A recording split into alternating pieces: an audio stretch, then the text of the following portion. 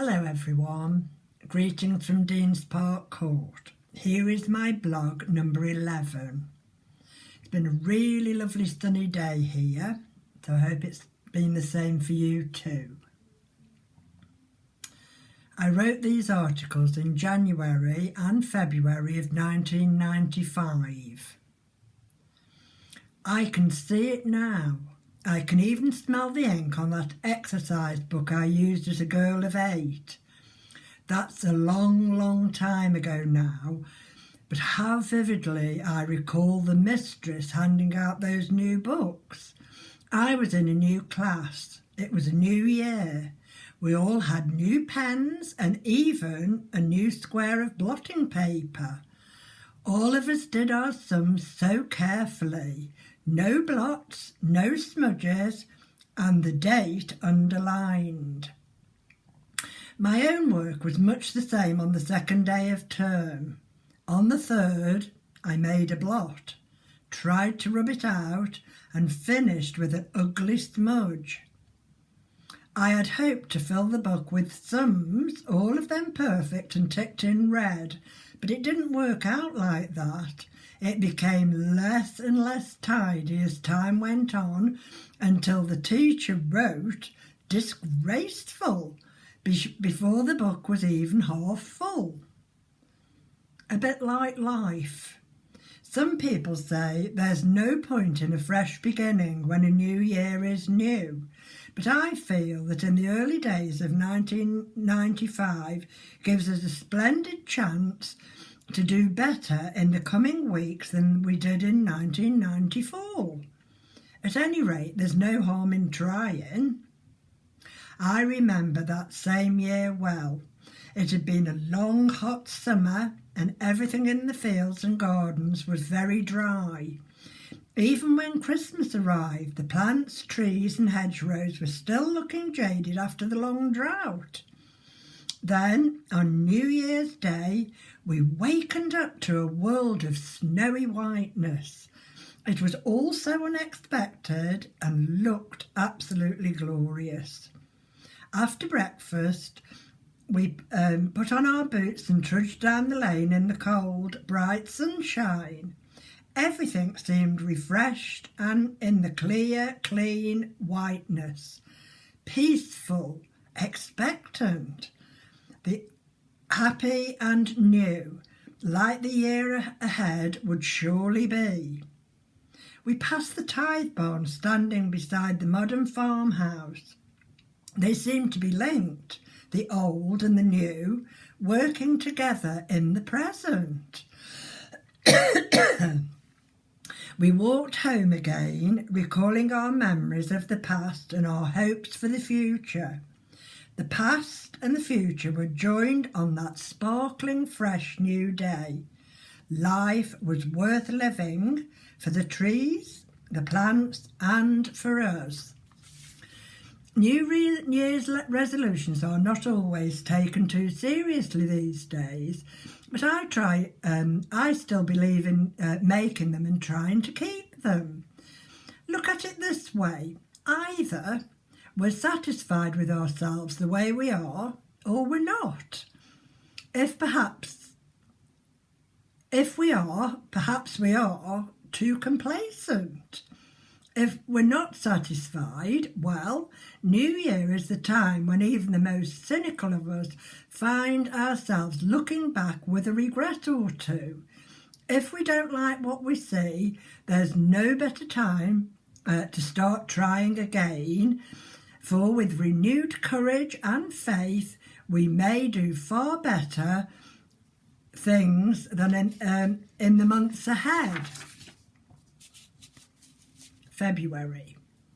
Last month I wrote about my childhood experiences. It brought to mind one of our Sunday school anniversaries. It was good to be one of the bright-faced youngsters singing, performing a play and collecting our prizes for regular attendance. All the girls wore pretty white dresses. I was thrilled since my dear aunt, also my godmother, had carefully and skillfully altered and cut down my mother's wedding dress to fit me.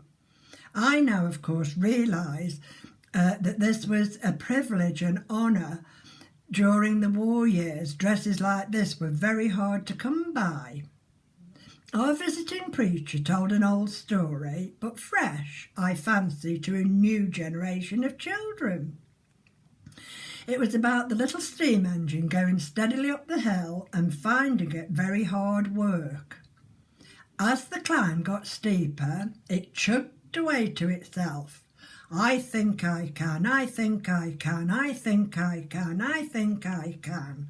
Then, at long last, it reached the top. With a cheery whistle, it hurried down the other side, saying, I thought I could, I thought I could, I thought I could. The moral the minister was pointing out was that it is easy to get discouraged in the attempt to master new things, or even leave unfinished something we have already started. But determination and perseverance can overcome any situation. In conclusion, he held up a card with "impossible" written in large letters. This is something you will find in the dictionary, he said. Leave it there.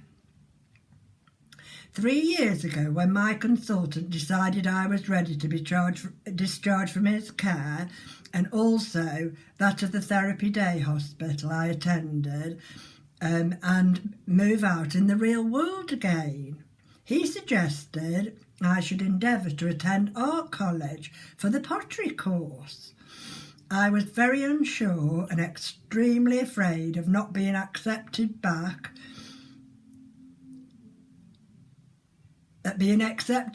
in society after almost a decade. I'd go ahead. However, I decided to seek the advice of an old and valued friend. I'd go ahead, I explained to her, if only I was sure I would succeed. She listened and then said quietly, Be bold, mighty forces will come to your aid. I took her advice and have been grateful ever since. The dictionary definition of bold is courageous, enterprising and confident. There are hidden capabilities in all of us, skills, creative ideas, energy, strength and endurance far greater than we imagine. Depressive agoraphobia is regarded by medical science as a state of mind which can never be cured, but something the sufferer has to overcome and live with. I personally still have bad days, and I always carry a lifeline card with a contact I can call if the going should get too tough. During the periods I came out of my worst depressions, I attended several therapy groups. Some helped me enormously. It goes without saying, pottery was one of them. Another was an art group. During one session, a small prize was offered to the artist who could paint the best picture depicting peace. Some painted beautiful landscapes, quiet villages, sleeping children, or a quiet country home. But the winner of the prize painted a violent storm. The roaring sea, dashing waves, black clouds and treacherous winds. But when you study the picture, you saw, high on a cliff, a little tiny bird in a small crevice, sitting securely in perfect peace. The artist was showing the world what faith is all about. No matter how insignificant we seem to be, we can always find a place of peace amongst the storms of life. Another group was that of self-help and problem-solving. Each week, members were asked at the beginning of each session to talk about something they felt thankful for since they last met. It could have been a lovely surprise gift or a night at the theatre. On the other hand, it could be something we are all inclined to regard as quite ordinary, like a good night's sleep, a sunny day, an encouraging telephone call, or an unexpected bunch of flowers. The point of this exercise, as was discovered, was to focus the mind on the many good and positive things in our life that we sometimes take for granted. Nowadays, and every day, I have become aware of the things I have to be thankful for, things great and things very small. 3 years from the beginning of my recovery of my condition, the most positive aspect in my life is knowing that Jesus is alive. I still carry my lifeline card. However, the knowledge that my hand is in his and his in mine makes me sure I will never need to use it. It now seems quite impossible to me, after reading again my experiences of a girl of 8, considering this is now 73 years ago, and I am now the grandmother to 2 adult grandchildren. I could never envisage that as I now revisit these articles, that my granddaughter will become a school teacher and she will be marking books and writing comments in them like my teacher did in mine, because in September she takes up her first post as primary school teacher, teaching pupils who will be around the age of 8 or 9. It is now 25 years since I mentioned about depressive agoraphobia, and that I carried a lifeline card with me always, something I had now forgotten I ever did, and through faith I have found that then I was able to overcome and move on with a newfound confidence and the strength. I have never ever needed to use that card. I know for me personally, and I can only speak for myself, having faith is very much a personal choice. However, for me, from the time I found that faith and began to follow biblical values, my life has been transformed and has remained that way. And I have had the courage to follow my dreams and aspirations, and it certainly helps me through all the dark times I have countered to this present age, with months of near isolation having to shield for all these months. As I look back, I can see that the therapy group really helped me, especially the problem-solving group. As there, I really learnt the skill of focusing on positive things rather than the negative. Not easy, I know, when we feel life is crushing in from all sides. When I really get down, and believe me, at times I really do, I try to focus on the joys and good things that are around me and give thanks for them. However, I also know for me that the saving grace of finding that special person, that confidant, that one person I could trust to open up my inner feelings, who would listen, who wouldn't condemn or judge, but just opening up and sharing with another person was half my way to recovery. And I give thanks for that person. When I feel down and have negative thoughts, and negative thoughts seem to be overwhelming me, even nowadays, having a confidant who I can trust to be able to talk to and share my difficult thoughts with is just so very helpful. Nowadays it is called one-to-one counselling, and I have now been privileged to be on the other side of that counselling, and I had the privilege to listen to many, many ladies through Women's Aid, and working the other way round is an equal privilege too.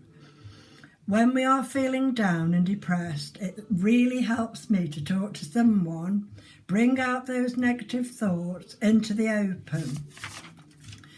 In this time of mental health awareness, more so for those who are struggling with depression and anxiety, I would say there is no disgrace in getting help, counselling, or even conversing with the Samaritans, who do amazing work.